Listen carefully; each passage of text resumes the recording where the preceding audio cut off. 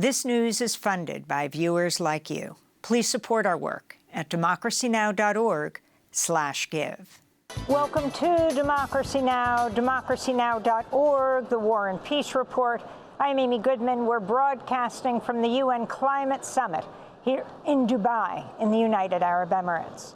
The World Health Organization says the situation in Gaza is worsening by the hour as Israel's military lays siege to hospitals and intensifies its assault on areas it previously ordered the civilians to flee to.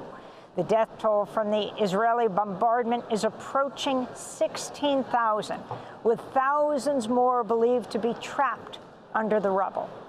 26 of Gaza's 35 hospitals are now out of service. In the north, Israeli tanks encircled Kamal Adwan Hospital and began shelling the medical complex. Doctors say Israeli snipers are firing on anyone attempting to leave.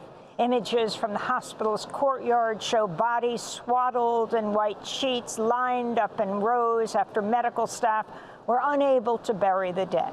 In southern Gaza, an intense Israeli assault on the city of Khan Yunis has left hospitals overrun. This is Ibrahim Esbetan, whose 2-month-old son was injured in an Israeli airstrike on Monday. They told us to leave Gaza City. There's a war in Gaza, so we left the north and came here to the south, just like they asked. But this is what we found in the south. What can we do? This is my son. He was born on the second day of the war, and we haven't been able to register his birth yet. As he spoke, Ibrahim Esbetan gestured to his infant son, who lay motionless while medical workers connected him to an oxygen supply. UNICEF, the United Nations Children's Fund, has called Gaza the most dangerous place in the world to be a child. More than 3/4 of Gaza's population is displaced, with some 2 million people forced into a 90-square-mile area in the south, which Israel is actively bombing. Among the dead is Sofian Taya, president of the Islamic University of Gaza, a renowned researcher in physics and applied mathematics. Taya was killed along with his family in an Israeli airstrike Saturday in Jabalia, just north of Gaza City. On Monday, Israel cut phone and internet access across Gaza for the 4th time, plunging most of Gaza's residents into another total communications blackout. This comes as Israeli attacks continue to kill journalists at an unprecedented pace. On Friday, Montazar al-Sawaf, a freelance journalist working for the Turkish Anadolu agency, was killed along with his brother and other relatives in an Israeli airstrike on his home. Al-Sawaf reportedly bled to death after no ambulances were available to save him. The Committee to Protect Journalists says at least 56 Palestinian media workers have been killed by Israeli forces since October 7. In Washington, D.C., State Department spokesperson Matthew Miller said Monday it's too soon to judge whether Israel's been doing enough to protect civilians in Gaza. Miller was challenged by veteran Palestinian journalist Saeed Arakat. You don't think that Israel intentionally kills civilians? We think far too many people. I have not seen evidence that they are intentionally killing civilians. We believe that far too many civilians have been killed. But again, this goes back to the underlying problem of this entire situation, which is that Hamas has embedded itself inside civilians, inside civilian homes, inside mosques, in schools, in churches. It is Hamas that is putting these civilians in harm's way. A court in the Netherlands has heard a lawsuit brought by human rights groups challenging the government's export of F-35 fighter jet parts to Israel. Oxfam and Amnesty International argue the arms transfer violates the Netherlands' obligations under international law to prevent war crimes, citing Israel's wide-scale and serious violations of humanitarian law in Gaza. Dutch human rights lawyer Lisbeth Zegveld argued the case.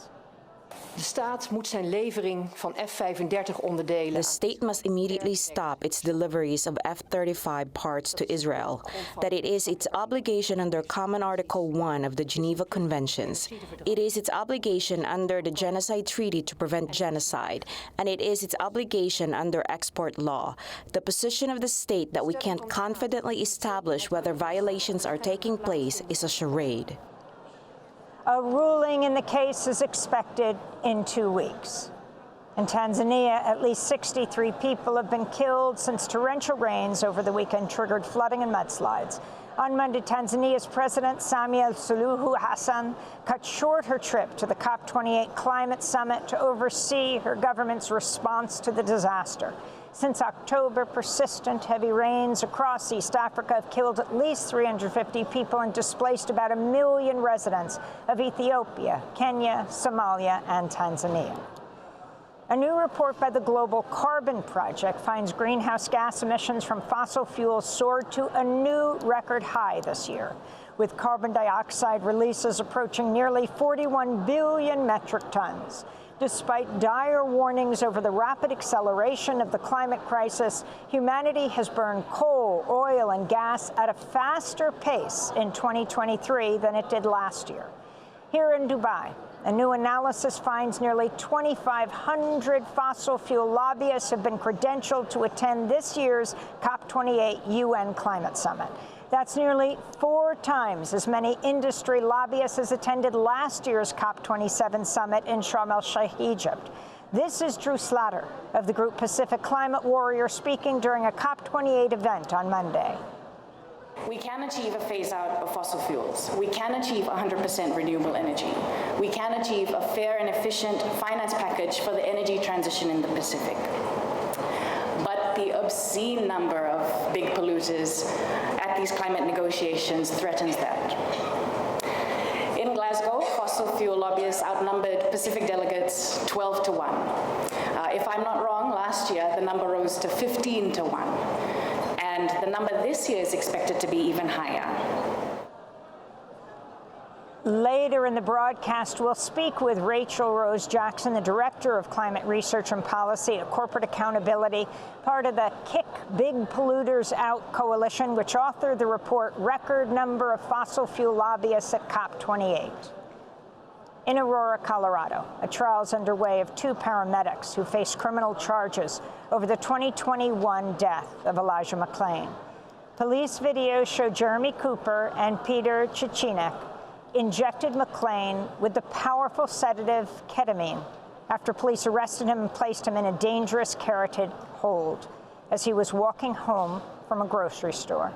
McClain suffered a cardiac arrest within minutes of being injected and died days later.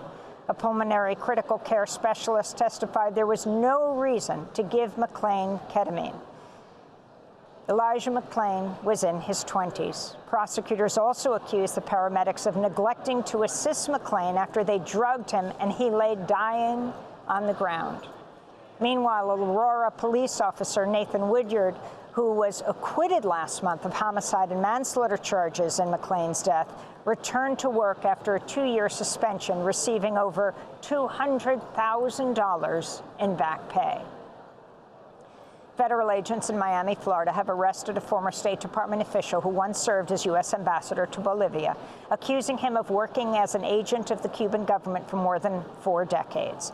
On Monday, Justice Department officials said Victor Manuel Rocha sought out and obtained positions within the U.S. government that would provide him with access to non-public information to pass along to Havana. However, the charging document reveals few details about what information Rocha might have shared with the Cuban government. And the U.S. Supreme Court heard arguments on Monday in a case challenging Purdue Pharma's bankruptcy plan, which shields members of the billionaire Sackler family from civil liability over their role in creating and fueling the opioid epidemic.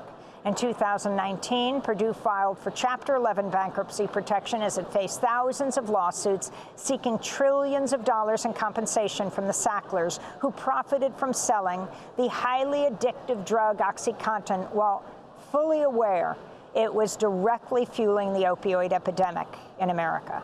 According to the CDC, opioid overdoses have killed over 500,000 people in the United States over the past 20 years. Outside the Supreme Court Monday, family members held photos of loved ones lost to the opioid crisis. This is Rebecca Finnerty, whose son died of an overdose in 2016.